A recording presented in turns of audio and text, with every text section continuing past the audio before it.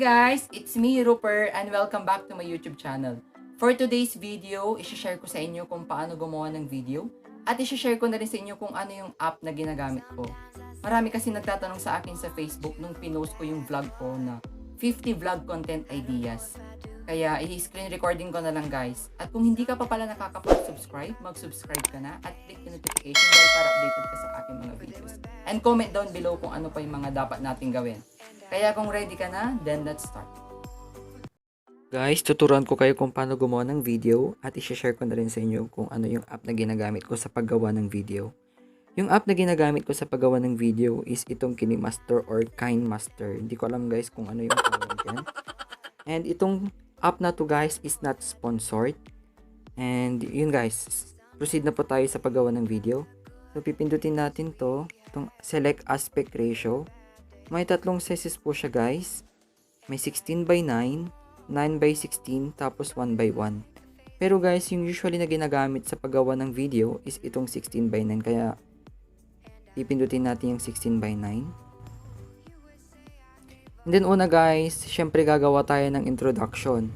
So sa paggawa ng introduction, syempre pindutin natin tong media. And then sa background. Tapos sa background guys, maraming pagpipilian kung anong gusto mong i-design doon sa background mo. Kaya piliin natin tong blue-green. And then check.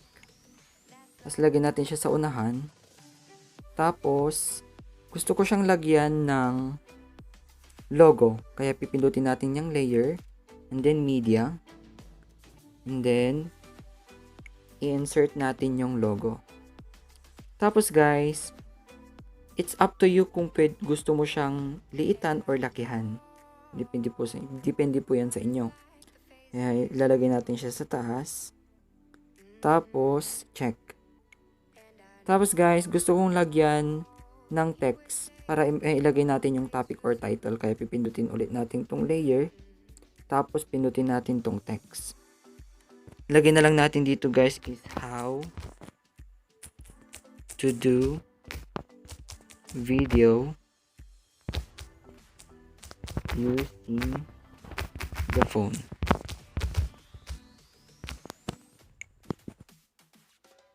Tapos, itadrag natin siya guys. Depende sa inyo kung saan nyo gustong ilagay. Ayan, lalagyan natin siya sa baba ng logo. Tapos guys, pipili ka. Kung gusto mo namang baguhin yung font text niya, pindutin mo lang yung font. Tapos, marami ditong pagpipilian guys kung anong design ng text yung gusto mong ilagay. Ito yung mga designs ng Android. Hindi, ito naman yung design ng Latin.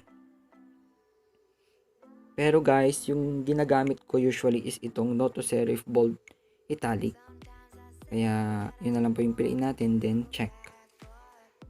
Tapos guys, kung gusto mo namang baguhin yung color ng text, pupunta lang kayo dito sa color. So, pipindutin mo tong bilog. Ayan. Tapos, ikaw yung magdi-decide kung anong color yung gusto mong color ng text. Napili natin yung green, then check. Tapos, para astig yung pagpasok ng text, lalagyan natin siya ng animation. So, pipindutin natin tong in animation. Tapos, yung usually na ginagamit ko dito guys is itong letter by letter. Ayan. Tapos, sa baba niya guys, may mga numbers kung gusto mong bagalan o bilisan yung pagpasok ng text. Nilagay natin sa 3.0 guys. And then, check. After nyan guys, gusto ko siyang lagyan ng subscribe animation. So, pupunta ulit tayo dito sa layer. Pipindutin natin tong media. And then, may dinownload ako ditong subscribe animation. So, pipindutin natin to. Yung subscribe animation guys, naka green screen siya. So, paano tanggalin ang green screen? So, pipindutin natin yung subscribe animation. Then, hahanapin din natin yung chroma key. Then, pipindutin natin yung chroma key. And para mawala yung green screen, ay pindutin natin tong enable. Ayan. So,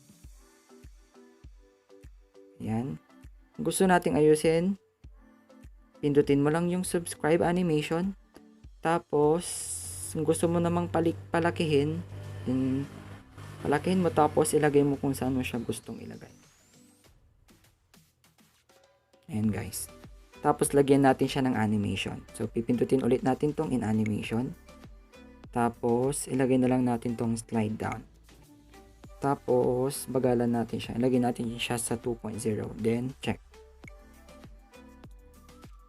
After nyan guys, lalagyan natin siya ng audio para buhay na buhay naman siyang panoorin. Then pipilo tayo ng audio. Take note guys, sa paglagay ng music or audio, dapat non-copyright para hindi po tayo magka-problema. So ilalagay natin yung music, itong mark word, then plus, and then check.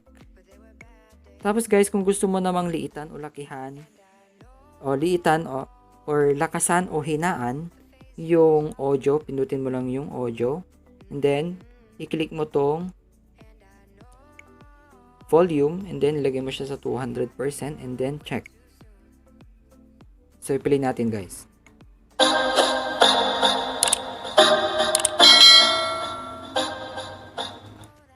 Ayan guys, so meron na tayong introduction. So check natin. Then kung gusto mo namang putulin yung audio, i-click mo lang yung audio and then hanapin mo yung trim or split.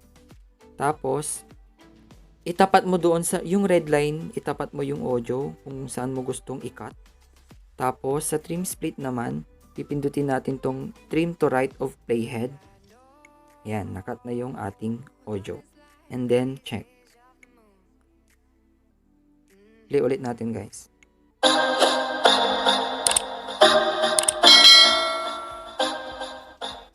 Yan, so meron na tayong introduction.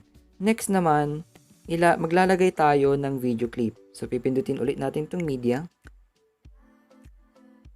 Tapos yung video clip natin kanina. And then check. Play natin guys.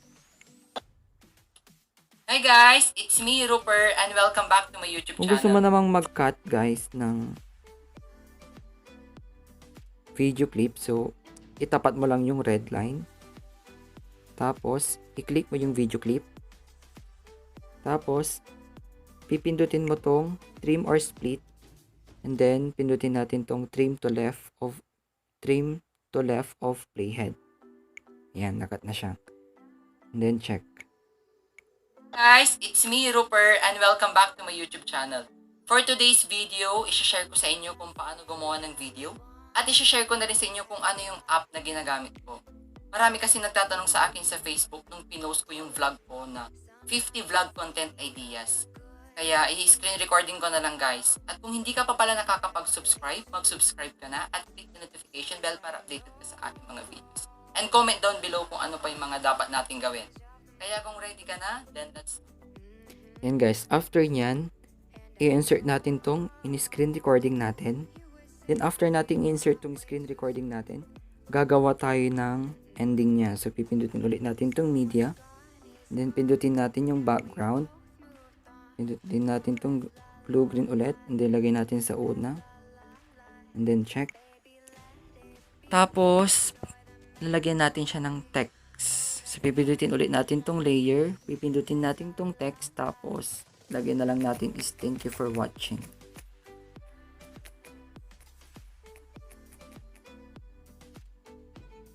Yan.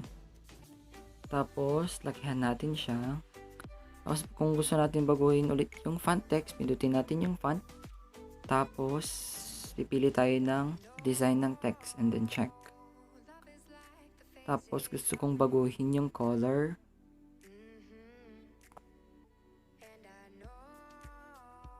Yan. Tapos, lagyan natin siya ng in animation. Yan. Tapos, bagalan natin siya. And then, check. After nyan, insert tayo ulit ng logo. So, pupunta tayo ng layer. Click natin itong media. Then, insert natin itong logo. Liitan medyo natin ng konti. Lagay natin dito sa baba. Tapos, check. Tapos, lagay ulit natin yung subscribe animation. Pindutin ulit natin itong layer. I-click natin itong media. And punta tayo sa download. And click natin yung subscribe animation. Tapos, punta tayo sa chroma key para mawala yung green screen and pindutin ulit natin tong enable and then check. Tapos, pindutin ulit natin yung subscribe animation. Pipesto natin siya kung saan natin gusto ilagay. Yan. Tapos, kung gusto kong ilakas yung music ng YouTube animation, lagay natin siya sa 200 and then check. Then, after nyan guys, lalagyan ulit natin siya ng audio. So, pindutin natin tong audio. Pipili ulit tayo ng music.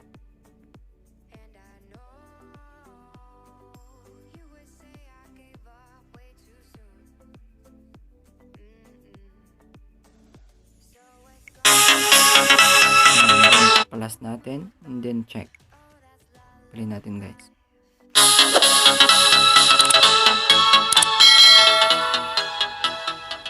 And then, cut natin tong audio. Click natin siya. Pindutin natin itong stream or split. Then, trim to right of playhead.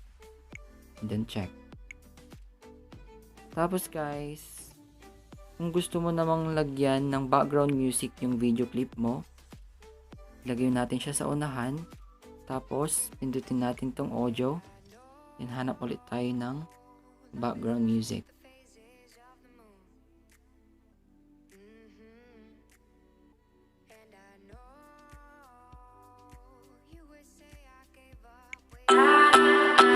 Ayan. Then, check.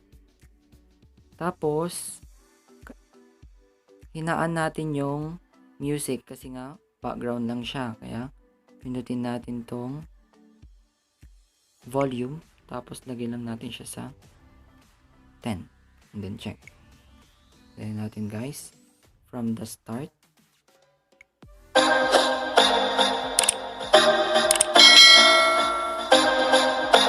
Guys, it's me, Rupert, and welcome back to my YouTube channel.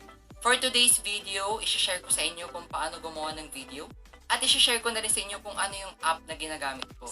Marami kasi nagtatanong sa akin sa Facebook nung pinost ko yung vlog ko na 50 vlog content ideas. Kaya i-screen recording ko na lang guys. At kung hindi ka pa pala nakakapag-subscribe, mag-subscribe ka na at click the notification bell para updated ka sa aking mga videos. And comment down below kung ano pa yung mga dapat nating gawin. Kaya kung ready ka na, then let's start.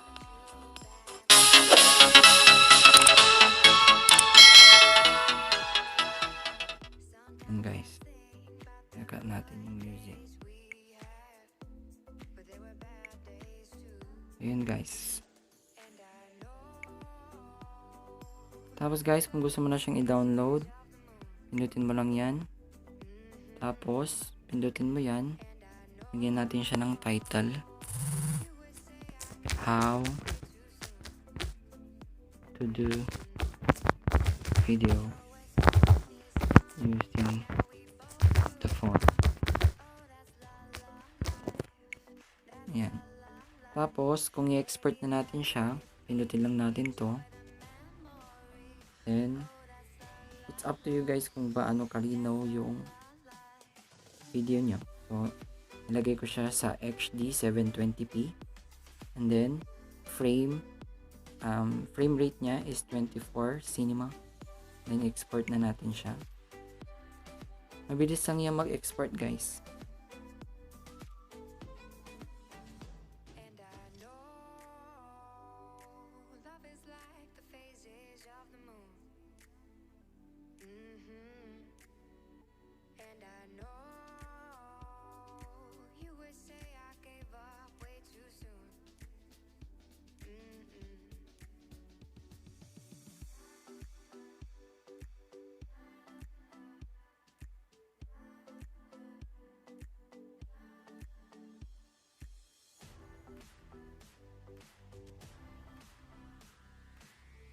Yan. So, na-download na export na natin. So, pwede mo nang i-upload sa yung YouTube channel. Ilaman guys kung paano gumawa ng video. Yun lamang guys, at sana natulungan ko kayo kung paano gumawa ng video using the app. And shout out po kay Ric De Guzman, John Dave Aquino, Jahnin Martinez, Carino, Jerrysan de la Cruz, Divina Carino, Ronalyn Caluza, Lenny Carino, Michael Carino, Jahnin Carino, Rheal, Carino, and SPEDER'S family. Thank you guys, sana natulungan ko kayo kung paano gumawa ng video. At kung hindi ka pa nakakapag-subscribe, mag-subscribe ka na and click the notification bell para updated ka sa aking mga videos. And comment down below kung ano pa yung mga dapat natin gawin sa mga susunod pa natin mga videos. And yun lamang guys, goodbye!